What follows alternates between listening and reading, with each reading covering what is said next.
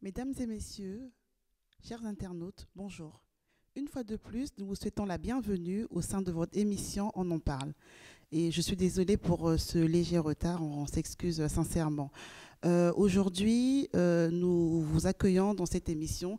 Je rappelle, le but de cette émission est de traiter de certains sujets d'actualité à la lumière de la Bible. Aujourd'hui, nous avons avec nous le pasteur Moshe. Pasteur Moshe, bonjour. Bonjour. Comment allez-vous? Très bien, par la grâce de Dieu. Avec gloire à Dieu. Et nous avons avec nous le Jack Patrick. Bonjour Jack Patrick. Bonjour Sandrine. Comment allez-vous? Ça va très bien, merci. Gloire à Dieu. Chers internautes, nous avons déjà pris du retard. Sans plus tarder, on va commencer notre émission. Aujourd'hui, nous traitons du sujet qui s'appelle le harcèlement scolaire. Alors, on en parle beaucoup, surtout ces dernières semaines, on a beaucoup entendu parler de ce sujet et on a fait le choix de parler de ce sujet parce qu'on estime que c'est assez important. Alors, premier sujet, on va se dire, on va voir le profil de ceux qui sont harcelés, c'est-à-dire les harcelés. Quel type de profil ils ont, pasteur? Est-ce que vous pouvez nous décrire le profil d'un harcelé? Oui, à l'école, les harceleurs sont les gens qui sont faibles physiquement ou qui auraient, en plus de cela, peut-être un défaut ou juste une apparence de fragilité. Donc les gens s'attaquent aux faibles. En fait, on s'attaque aux faibles. Pour poursuivre l'émission, je vous propose de regarder une vidéo. J'ai une question. On constate que les harceleurs n'ont plus peur, n'ont pas de cœur. On a l'impression qu'ils n'ont pas de cœur.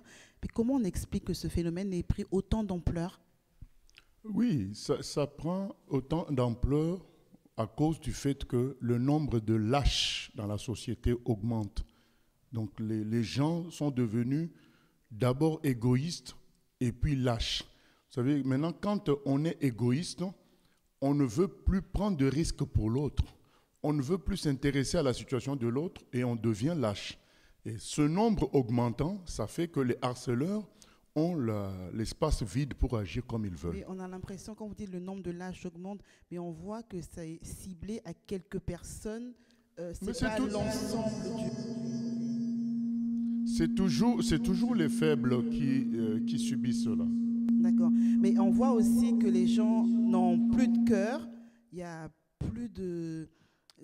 On n'a plus peur en fait d'harceler quelqu'un. Avant, on avait peur des représailles. C'est pas bien, on peut pas faire ça. Mais on a l'impression que les gens, ils sont sans scrupules. On y va. C'est cela parce que les gens ont compris que dans la société, il n'y a plus personne pour défendre les faibles, plus personne pour défendre les petits. Donc, ils se permettent tout cela. On devient égoïste. Très égoïste. On pense qu'à soi. Et ça crée la lâcheté. Oui, oui. Et on voit quand même qu'on arrive au suicide. Il y a des enfants qui se suicident parce qu'ils sont harcelés. Oui, mais quand quelqu'un... je suis contre le suicide parce que je pense que d'une certaine manière, le suicide, c'est une forme d'orgueil. Donc c'est qu'on a refusé de crier à Dieu. On est livré à soi-même et on se suicide. Mais je me dis, c'est pas facile non plus pour ces gens-là qui subissent des persécutions et qui n'ont pas de secours. Mais s'ils en arrivent au suicide, c'est qu'il y a vraiment une grande détresse parce que pour dire je mets fin à mes jours, c'est que vraiment la détresse, elle est là. D'autant plus que ce sont des petits-enfants, ce n'est pas des personnes qui ont une expérience de la vie, qui savent mesurer le pourquoi du comment. Donc on voit vraiment que la détresse, elle est grande. Et en plus, comme vous dites, ils refusent Dieu, ok, mais ces personnes-là ne connaissent pas Dieu. Donc leur seul recours, c'est de se dire je meurs, et j'en finis, on en finit, on n'en parle plus. Non, il est écrit dans la parole de Dieu que Dieu a mis la conscience de son existence dans le cœur de tout humain. À cet âge-là, à 13 ans, on peut avoir cette conscience. Tout le monde, tout humain a la conscience de l'existence de Dieu, mais il préfère faire des choix progressivement dans la vie sociale qui l'éloignent de Dieu. Voilà. Et on voit aussi un phénomène qui prend aussi de l'ampleur, c'est le cyberharcèlement. C'est-à-dire quelqu'un est derrière son écran, tu ne sais pas qui t'harcèle, qui t'envoie des messages, et c'est encore beaucoup plus dangereux. Oui, c'est encore beaucoup plus dangereux puisque les gens sont loin, ils prennent aucun risque parce que quelqu'un qui te harcèle à côté, il prend un certain risque, bon, même si c'est faible, parce que du moment qu'il te harcèle, il s'estime plus fort que toi, mais tu es quand même physiquement à côté. Alors que quand on fait à distance, on est en sécurité chez soi, on peut harceler quelqu'un qui est à 1000 km, à 500 km. Donc, Voilà, apparemment, on ne risque rien. Ouais.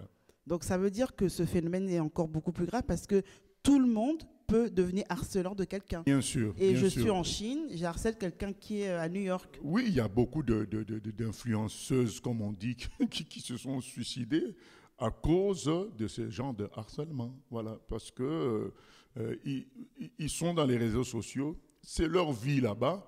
Au fait, nous, pendant que nous existons, nous allons au marché, nous allons à faire des courses, nous allons à l'école, ben, il y a des gens qui existent par Internet. Donc ces gens-là, quand ils subissent une pression sur Internet, eh ben, forcément, ils craquent. Est-ce que la Bible parle du harcèlement? La Bible parle du plus grand harceleur qui existe, c'est le diable. Le diable, c'est un harceleur. Il est dit de lui qu'il nous accuse nuit et jour. Et aussi, il rôde comme un lion rugissant autour de chaque humain, cherchant qui dévorer. C'est le plus grand harceleur. Donc ça dit que tout le temps, sa pression est constante sur les humains, sur chaque humain. Donc c'est un phénomène qui existe depuis très très longtemps. Mais bien sûr, ça existe depuis le commencement. Le diable harcèle. Vous savez, Dieu avait dit à Caïn, il a dit, le péché te harcèle, mais toi domine sur lui. Donc c'est le système diabolique. C'est-à-dire que le diable, dès qu'il voit un faible, il commence à le harceler. Et comme les humains sont faibles aujourd'hui, après la chute, tous les humains sont harcelés parce qu'ils n'ont pas la même capacité que lui. Et quand vous dites le diable, dès qu'il voit que quelqu'un est faible, il commence à la harceler. C'est quoi cette faiblesse? Est-ce que c'est une faiblesse par rapport à un péché ou une faiblesse par rapport au monde extérieur? Est-ce que vous pouvez caractériser cette faiblesse? Non, j'ai dit son comportement est celui-là, mais comme tous les humains ont une certaine faiblesse, ont des faiblesses, eh ben, finalement, il harcèle tous les humains, quel que soit l'homme. Il va t'observer pendant un temps et il va voir une certaine fragilité dans un domaine, une certaine faiblesse, et il va t'embêter sur ce dossier-là jusqu'à ce que tu craques. C'est ça, c'est le plus grand harceleur. Il est dit de lui qu'il rôde comme un lion rugissant. Donc, c'est une pression. Est-ce que vous vous rendez compte que vous êtes dans une maison et vous savez qu'un lion est en train de vous surveiller, qui tourne? C'est une pression de tout instant que chaque humain a, mais les gens sont inconscients. Donc finalement, il harcèle tout le monde. Est-ce qu'on a des questions au niveau Internet? Non, au niveau Internet, vu des problèmes de connexion, on n'a pas encore reçu des questions. Mais moi, je voulais revenir, Pasteur, au début, tu as dit si le nombre d'harcèlements augmente parce que les gens sont devenus lâches, est-ce que ce n'est pas aussi la société par rapport à ces réprimandes qui rendent les gens lâches?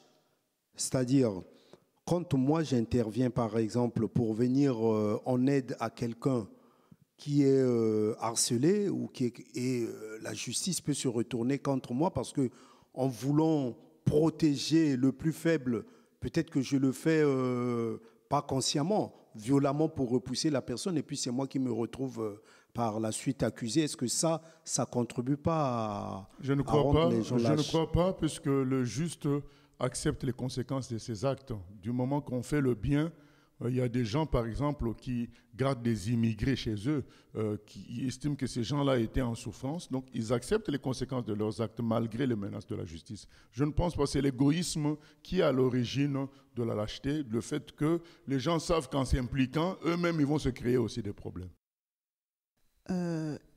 Est-ce qu'il y a une différence dans la Bible? Je sais qu'on parle de la persécution. Est-ce qu'il y a une différence entre le harcèlement et la persécution? Oui, dans le terme persécution, il y a l'insistance sur le fait de faire souffrir quelqu'un. Voilà, c'est juste des nuances. Donc quand on dit qu'il est persécuté, ça veut dire qu'on le fait souffrir. Alors que dans le terme harcèlement, même si c'est pareil qu'on fait souffrir, mais c'est plus le côté de la durée qu'on veut, on veut ressortir plus le côté de la durée. Donc un harcèlement, c'est quelque chose qui se répète sans cesse. Voilà, sans cesse. Alors que la persécution est une souffrance qu'on subit. Donc quand on dit de quelqu'un qu'il est persécuté, on a plus l'idée de la souffrance. Et quand on dit de quelqu'un qui est harcelé, on a plus l'idée de la répétition. Mais dans tous les deux cas, il y a la souffrance. On va passer. Est-ce qu'il y a des questions, Jacques-Patrick? C'est bon? D'accord, ok. On va passer à notre deuxième sujet, notre deuxième thème. On dit que peut ressentir un harcelé? On est harcelé aujourd'hui, on va essayer d'évoquer quelques sentiments de l'état d'esprit de cette personne-là. Forcément, cette personne se sent inutile. Elle se sent inutile, elle vit sous la peur. On a vu qu'il y a plein d'élèves qui ont subi le décrochage scolaire, l'injustice, la colère, la haine. Ces personnes se détestent, au point même d'en vouloir en finir avec leur vie. Un sentiment d'impuissance aussi. Un sentiment d'impuissance, mais ils ont aussi la haine contre leurs agresseurs. Tout à fait. Oui. Voilà, et contre elles-mêmes aussi, parce que ces personnes culpabilisent de ne pas arriver à se sortir de là ou accepter cette situation que tu te sens faible par rapport à la personne qui t'harcèle. Oui, et aussi, tu sens que c'est injuste. Voilà, donc ils ont ce sensation d'injustice. Et finalement, ils finissent par attribuer ça au monde entier. Voilà, ils trouvent que le monde est injuste, surtout que les gens n'interviennent pas pour les secourir. Ça, c'est là. Au fait, dans le harcèlement, la pire des choses, c'est le manque d'intervention des gens qui peuvent le faire. Donc, c'est ça qui fait que finalement, le harcelé est dépassé sans solution et a l'impression que c'est sa disparition qui va On va en régler. parler tout à l'heure, mais on sait aussi que les harcelés ne s'expriment pas. Comment tu veux demander de l'aide si tu ne t'exprimes pas? Parce que les personnes en face, certaines personnes vont savoir, d'autres ne savent pas. Donc, pour les aider, c'est un petit peu délicat. Si je ne sais pas quel est ton problème, c'est compliqué. Il y a la question de la honte, parce que quand les gens sont harcelés, ils ont honte. Ils ont honte d'eux-mêmes. Ils ont l'impression qu'ils sont vraiment rien du tout. Et aller dire que je suis harcelé, ça va augmenter à leur honte en disant « mais tu n'es pas capable de te défendre. Tu n'es pas capable de réagir. » Donc, ils préfèrent se taire parce qu'aller dire que je suis harcelé à l'école, c'est avouer aussi sa faiblesse une fois de plus.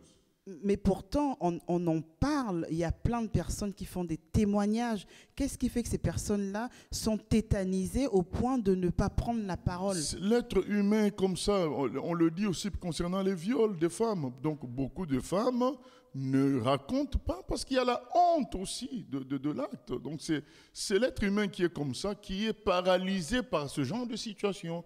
Et le harcèlement est une situation paralysante où la personne parfois ne pense même pas qu'il y ait de l'aide à demander autour de soi. C'est comme si les gens qui le harcelaient devenaient tout puissants. Il n'y a pas de solution. Et du coup, ils n'en parlent pas.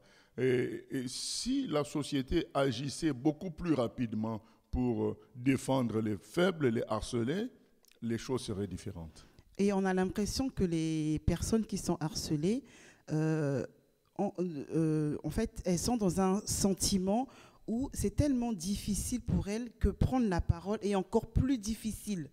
C'est ça. Le harcèlement, ça te met une pression. Et là où il y a la pression, il y a la difficulté à réagir. Et on voit aussi ce côté où elles ne savent même pas prononcer ce mot harcèlement, parce que pour elles peuvent se dire « Ah, je suis juste maltraitée, mes copines ne m'aiment pas, mes copains ne m'apprécient pas », mais elles ont du mal à mettre le mot harcèlement. Est-ce que c'est un déni? Bon, je pense que nous tournons autour de la même chose, c'est-à-dire que le harcèlement, ça crée une pression qui fait que la personne n'arrive pas à parler, n'arrive pas à s'exprimer et surtout a honte de rajouter un défaut de plus, c'est-à-dire de rajouter un harceleur de plus, dans le sens où lorsqu'il en parle en homme faible, ça augmente le nombre de gens qui vont le voir comme faible. Et il préfère limiter ça parce qu'il dit que s'il en parle, les gens aussi qui vont l'écouter vont les considérer aussi comme faibles. C'est ça, nous tournons autour de la honte. Et on va parler du côté des personnes qui sont proches des harcelés, notamment les parents, les frères et sœurs, avec qui on vit au quotidien, ou des amis, avec qui on passe beaucoup de temps, mais qui sont incapables de voir cette souffrance-là tellement elle est bien cachée. C'est-à-dire, il n'y a aucune remarque, aucune souffrance. Non, moi, je ne pense pas que ça soit bien caché. Je pense que on ne veut pas voir, c'est tout. Je pense les cas qu'on a suivis là, qui sont passés dernièrement aux infos, les gens étaient au courant, puisque même le directeur, on lui en a parlé, le directeur de l'école. Non, je pense que nous vivons dans une société tellement égoïste que les gens, pour lever le petit doigt, pour intervenir pour ton cas, ils se disent, il va se mettre lui-même aussi en problème vis-à-vis des gens qui te harcèlent. Donc c'est ça le problème. Le vrai problème est que la société est devenue égoïste et lâche. C'est ça la réalité. Nous allons passer à notre troisième volet. On va parler du profil de l'harceleur. Quels sont ils ont quoi comme profil, ces personnes-là? C'est des personnes, je dirais, qui sont elles-mêmes dans une forme de déficit et qui se défoulent sur les autres. Donc, c'est des gens qui, au fond, si vous les examinez, vous allez voir que ils sont eux-mêmes... En souffrance? Je ne dirais pas en souffrance, eux-mêmes, ils ont des complexes. Et du coup, en tapant sur quelqu'un d'autre, c'est comme s'ils couvraient leurs propres défauts. Voilà. Donc, il y a ce point-là qui est là. Et deuxièmement, c'est clairement des gens qui n'ont pas l'amour. Voilà. C'est ça la réalité aussi. Mais est-ce qu'ils choisissent leur cible? Bien sûr. C'est un choix parfois inconscient. On ne peut harceler qu'un faible. Ils harcèleront pas quelqu'un qui peut les taper. Hein. Voilà, parce que ils choisissent dans ce sens-là, inconsciemment, involontairement, enfin, sans l'avoir décidé, ils vont pointer sur quelqu'un dont ils savent qu'il ne va pas se défendre. Et comme vous avez dit, ils ont un manque d'amour, donc on voit qu'ils n'ont pas de cœur.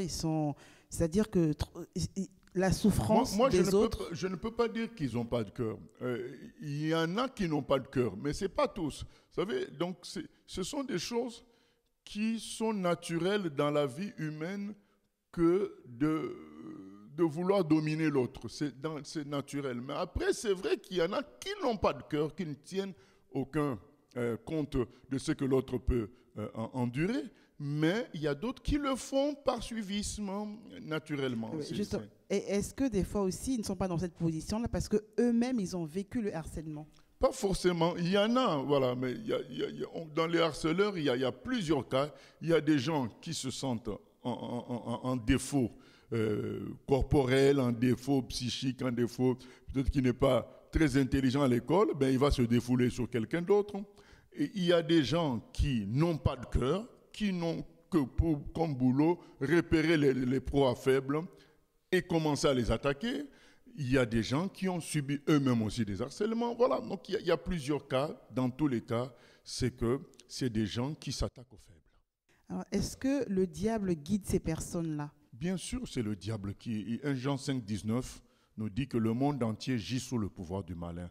Et donc, c'est l'esprit du diable. Le harcèlement, il faut retenir ça. C'est l'esprit du diable, puisque le diable fait ça tous les jours sur tous les humains.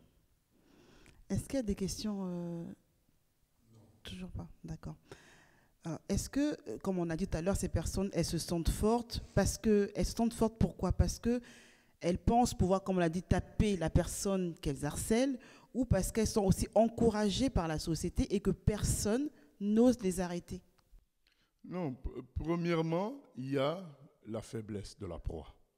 Donc, dès qu'ils découvrent que quelqu'un est faible, ils peuvent se permettre des choses. Deuxièmement, comme je l'ai dit précédemment, c'est lié à la nature humaine, il y a plusieurs qui vont se regrouper pour continuer à harceler la personne faible.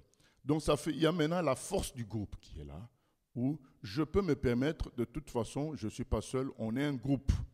Donc, quand on est un groupe, ce n'est plus un mal. C'est pour cela que les humains pêchent beaucoup, parce qu'ils se disent, nous sommes beaucoup à pécher, donc c'est comme si ce n'était plus un mal. Ça devient normal. Donc, ils sont un groupe à continuer à le faire. Et ensuite, il y a, pour certains, une méchanceté forte qui va s'installer, des gens sans cœur qui vont même plus tenir compte de quoi que ce soit. Je dirais même qu'eux-mêmes, ils se font posséder par l'esprit vraiment du diable, donc qui vont aller jusqu'au bout, jusqu'à vouloir éteindre la personne faible. Dans certains cas, on pourrait dire qu'ils sont plus seuls en fait à réagir. Ouais, ils sont manipulés par des puissances démons, démoniaques. par les démons, oui. Oui, pasteur, il y a une question à Internet. Donc, l'Internet demande pourquoi on parle plus d'harcèlement en Occident qu'ailleurs. Mais justement, ailleurs, les gens règlent leur compte. Moi, quand j'étais en CM2, j'étais harcelé par un élève. Et comme on vient de dire, tu es comme écrasé, tu as l'impression qu'il n'y a pas de solution, puisqu'en fait, tu vas voir la personne tous les jours. Et c'est comme si on t'enlève la réflexion. Il y a la pression qui enlève la réaction, qui enlève la réflexion. Mais un jour, il y a eu un calme où je me suis dit, non, non, c'est même pas que c'est moi qui me suis dit. Au contraire, j'ai manifesté une douleur à la maison. Et quand on me pose la question, je le dis, et mon oncle, qui n'est pas, on n'a que 4 ans de différence, mon oncle qui dit, ah bon, quelqu'un t'a fait du mal? Demain, à la sortie à l'école, à ton école, on viendra. Eux, ils étaient d'une autre école où ils étaient beaucoup plus voyous. Ils sont venus à 4. Le harcelé s'est retrouvé persécuté comme il faut. Ils l'ont soulevé comme on soulève un papier. Voilà. Et finalement, ça s'est arrêté comme ça. C'est que les gens règlent leur compte là-bas. Et les gens sont prêts à se mouiller. Ouais, c'est lié à la société aussi. C'est lié à la société, oui, mais il y a les harcèlements, c'est partout. Sauf que dans ces pays-là, les gens savent intervenir, savent aider les gens faibles. Et comme nous sommes dans une société lâche, vous savez, vous pouvez avoir, même quelqu'un qui veut vous aider a peur de vous, ici en France. Il veut vous aider, il ne veut pas même vous protéger, mais c'est de l'aide qu'il veut apporter, mais il a peur de votre réaction. Parfois, des représailles aussi derrière. Non, mais là, moi, je parle d'un cas simple, c'est-à-dire que tu te retrouves dans un bus où la personne a envie de laisser la place à quelqu'un de plus âgé, mais elle a peur de la réaction de la personne plus âgée qui risque de dire « Attends, tu me prends pour un vieux ».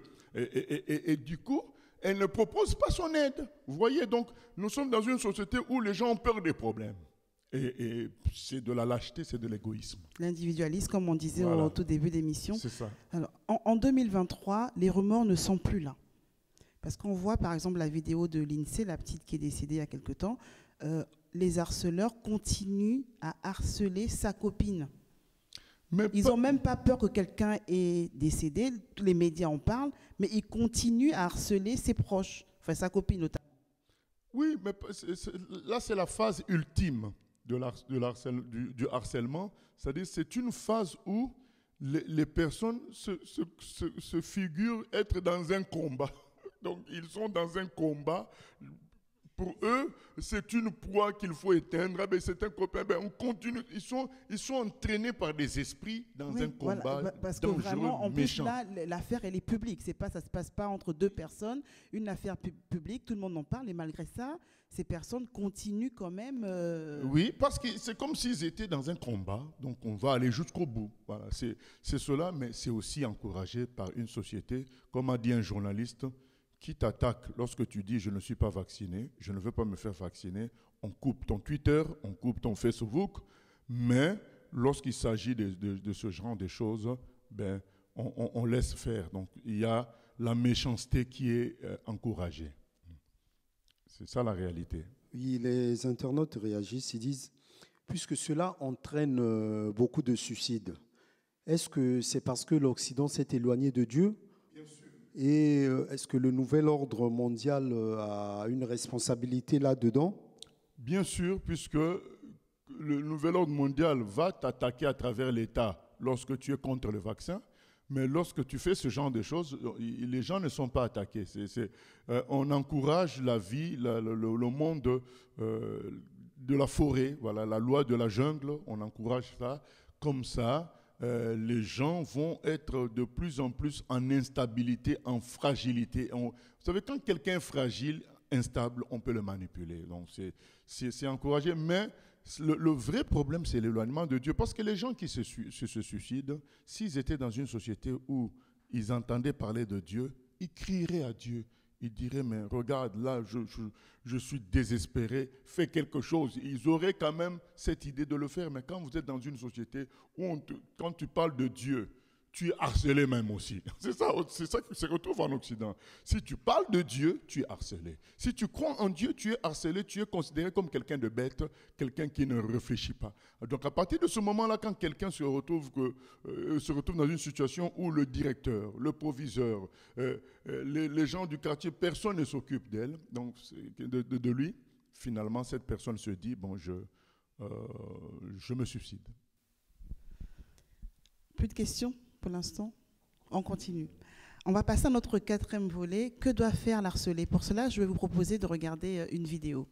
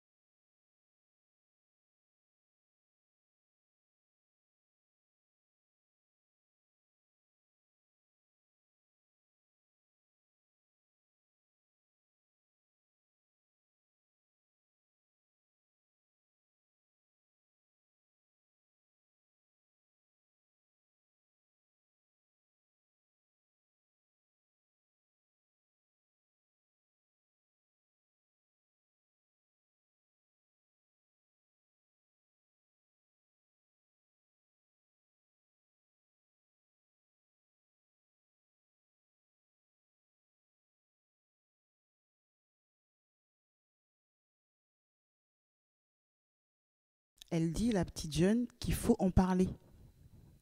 Dans la sauce, il faut en parler. Bien sûr qu'il faut en parler. C'est que la pression enlève la force de parler, enlève la force de la réaction, mais il faut en parler parce que sinon ça peut aller très loin. Et aller vers les personnes compétentes. Elle donne un numéro de téléphone qu'on peut appeler pour si on a besoin de ça. Mais aujourd'hui, on a certainement des chrétiens qui sont harcelés. Ces personnes, qu'est-ce qu'elles peuvent faire? Nous avons dit, il faut d'abord en parler. Ça, c'est obligé. Il faut en parler à ses parents, parler à ses frères et sœurs, parler à des gens, puisqu'il ne faut pas laisser la honte étouffer le dévoilement. Parce que quand les œuvres des ténèbres ne sont pas dévoilées, elles prospèrent. Il faut dévoiler la chose de sorte que les gens autour de nous puissent nous apporter des solutions. Et c'est possible Parfois, c'est réglé en 2 temps, 3 mouvements. Et c'est important. C'est important. Et pasteur, les internautes, il y en a une qui demande comment parler de ça avec son enfant. Quels conseils on peut donner à l'enfant lorsque l'enfant se dit harcelé à l'école? Comment réagir en tant que parent face à cela? Aller à l'école pour en parler aux responsables de l'école. S'il le faut, en parler aux parents des enfants concernés. Il faut agir. Il ne faut pas laisser les choses ainsi. Il faut agir, parler à l'école, parler aux parents concernés et bien sûr prier. En tant qu'enfant de Dieu, nous devons prier pour tout, mais il faut réagir. Ouais, Et quitte à faire quitter l'enfant à l'école. Voilà, c'est important. Mais aujourd'hui, ce n'est pas le cas, c'est l'inverse. Aujourd'hui, ce n'est pas l'harcelé qui quitte l'école, c'est l'harceleur qui quitte l'école.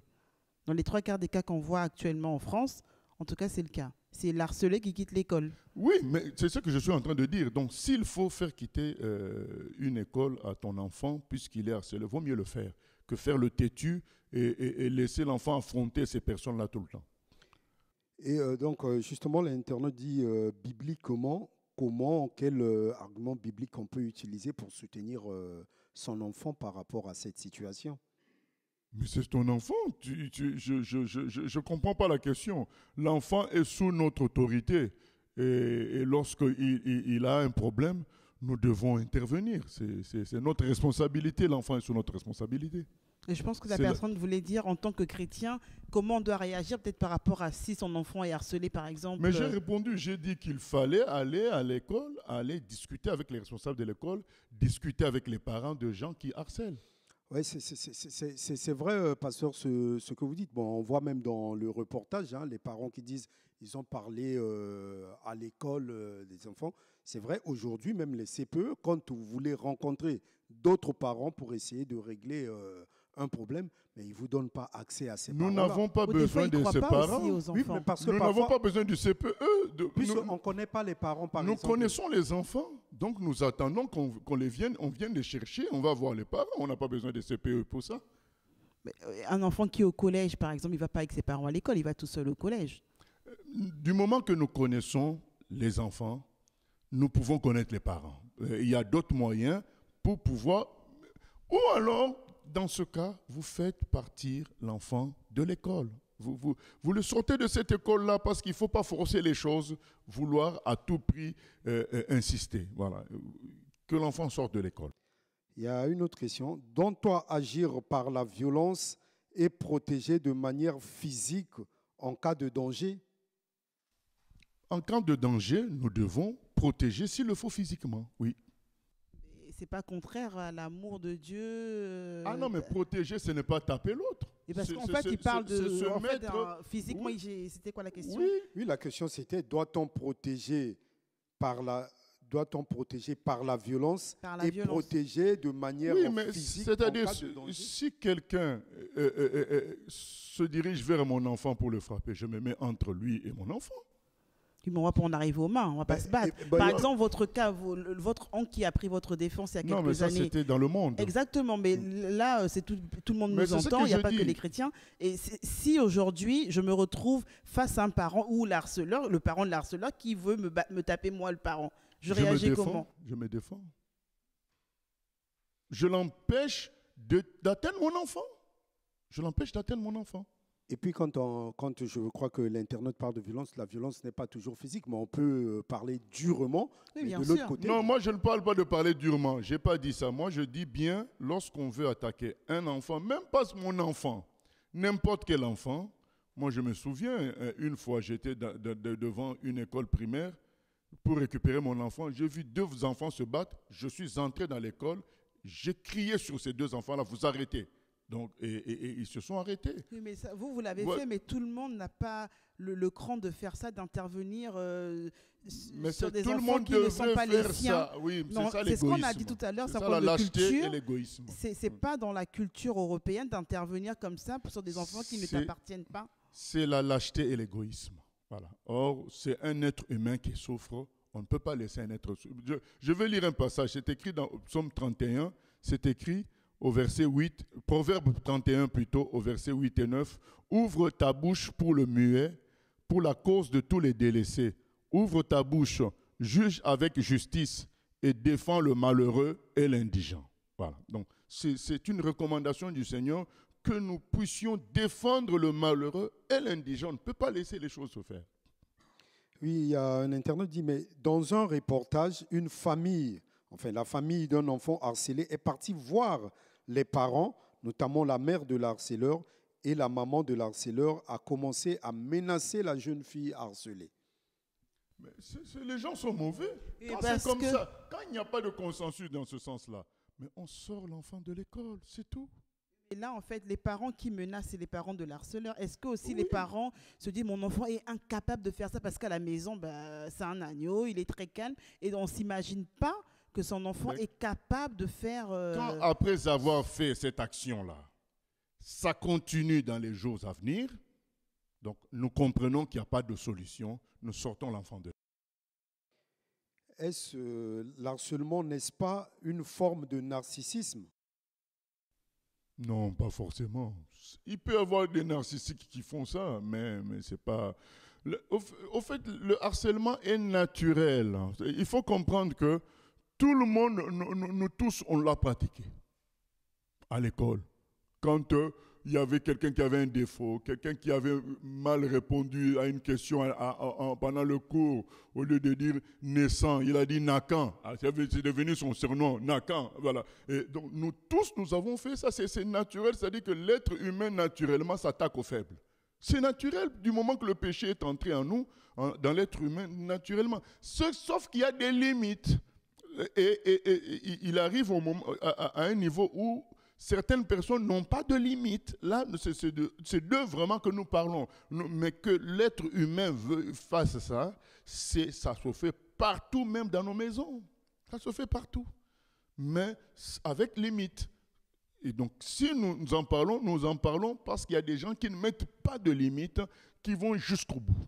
Voilà. Et c'est ça qui n'est pas bien. Est-ce que la société doit se mobiliser davantage? Faire encore beaucoup plus d'actions? Je pense que la société doit se convertir à Jésus. Parce que les gens sont comme ça, en réalité, c'est parce qu'ils sont devenus égoïstes, individualistes. La vraie cause, c'est l'égoïsme, l'individualisme, qui va produire la lâcheté. Voilà, vous demandez à quelqu'un dont la maman est prostituée ou le papa dans la pornographie, il va vous dire c'est sa vie. Voilà. Donc, chacun est tellement égoïste qu'il se dit qu'il fasse sa vie. Moi aussi, quand je ferai ma vie, il n'a pas à intervenir. C'est l'individualisme qui laisse le péché proliférer. C'est cela. Donc, ce n'est pas le problème du harcèlement en lui-même. Le vrai problème, c'est la société qui est devenue mauvaise, égoïste, individualiste, du coup, lâche. Il y a des questions? Pour l'instant, tu peux continuer. Dès qu'il y a des questions, j'interviendrai directement. Ok, d'accord. On va passer à notre cinquième volet, les mesures contre le harcèlement. Tout à l'heure, on parlait de la société. Est-ce que la société doit se mobiliser? Je pense que oui, parce qu'aujourd'hui, la société, c'est vous, c'est moi, c'est X, c'est Y. Si on ne se mobilise pas, on n'aura jamais de solution en tant que telle. Si les mesures ne sont pas prises, on voit que le gouvernement essaie tant bien que mal d'essayer de prendre des mesures, mais est-ce qu'elles sont suffisantes? Oui, mais ça c'est moi je dirais comme Jésus, laisser les morts enterrer leurs morts. Je pense que la société doit faire son travail. Moi, en tant que chrétien, mon travail c'est de prêcher l'évangile davantage, d'évangéliser davantage, que les gens se convertissent, parce que le fond du problème, c'est le cœur de l'homme. Le cœur de l'homme est devenu mauvais. C'est ça le fond du problème. Après, nous devons en appeler à ce que les gens qui sont aux manettes, au gouvernement, puissent intervenir, faire quelque chose. Ça, c'est un appel que certains vont faire, mais moi, j'en parle aux enfants de Dieu. Travaillons de mieux en mieux pour que une grande partie des gens soient sauvés et les choses seront différentes. Oui, pasteur, par rapport au conseil que tu as donné tout à l'heure, qu'il faut peut-être changer l'enfant d'école, d'établissement. Donc, il y a un internaute qui réagit, dit, mais si l'éducation nationale refuse le changement d'établissement sous prétexte que l'harcèlement n'est pas avéré. Que faire dans ces conditions? Il faut insister jusqu'à démontrer le harcèlement. Il faut que nous nous impliquions. Parce que quand nous ne nous impliquons pas, c'est là que les gens ne font rien. Voilà, c'est ce que moi je veux dire. Il faut lutter, il faut se battre. Il ne faut pas attendre que la solution vienne des autres personnes. Il faut que soi-même nous-mêmes qui sommes harcelés, mais que nous puissions lutter, nous battre. Et peut-être c'est ça qui va faire que l'école commence à prendre au sérieux les choses. Voilà, et puis je pense que chaque parent aussi doit être responsable de son enfant, c'est-à-dire qu'on est là aussi pour donner l'éducation à nos enfants. C'est vrai qu'on ne peut pas tout suivre, on ne connaît pas nos enfants, mais c'est à nous aussi à la maison de sensibiliser nos enfants face à ce danger. Oui, mais là, la question c'est arrivé, on fait comment? Donc je dis, il faut se battre jusqu'au bout, aller au tribunal, faire ce qu'il faut pour que le harceleur ne soit plus en paix. Ésaïe 48, 22, il dit, il n'y a point de paix pour les méchants, dit l'Éternel. Il ne faut pas laisser les choses faire. Il est écrit dans la parole de Dieu, résistez au diable, il fuira au loin. Et donc, l'internaute dit, est-ce que, au dehors de quitter, de changer d'établissement, ce n'est pas aussi quitter les réseaux sociaux? Mais ça, c'est évident. Moi, tout à l'heure, quand j'ai parlé, j'ai dit, le problème, moi, je rigole quand on parle d'harcèlement sur les réseaux sociaux. Je rigole, mais je ne rigole pas à 100%. Je rigole parce que je dis, mais il suffirait de quitter les réseaux sociaux, tu n'es plus harcelé. Voilà. Mais ces gens-là, leur vie, c'est dans les réseaux sociaux. Nous ne devons pas non plus rigoler. Voilà. Nous devons tout simplement dire, écoute, sérieusement, il faut changer de vie. Il ne faut plus que nous vivions par réseaux sociaux interposés, que nous devrions vivre dans la vraie vie, avec des vrais gens. Et voilà, je le dis, oui. Donc il y a une autre question, mais si quelqu'un se suicide suite à un harcèlement par détresse, Dieu n'a-t-il pas pitié? Dieu n'aura pas pitié parce qu'on sait que le suicide amène droit à l'enfer. Oui, le suicide a toujours un fond d'orgueil.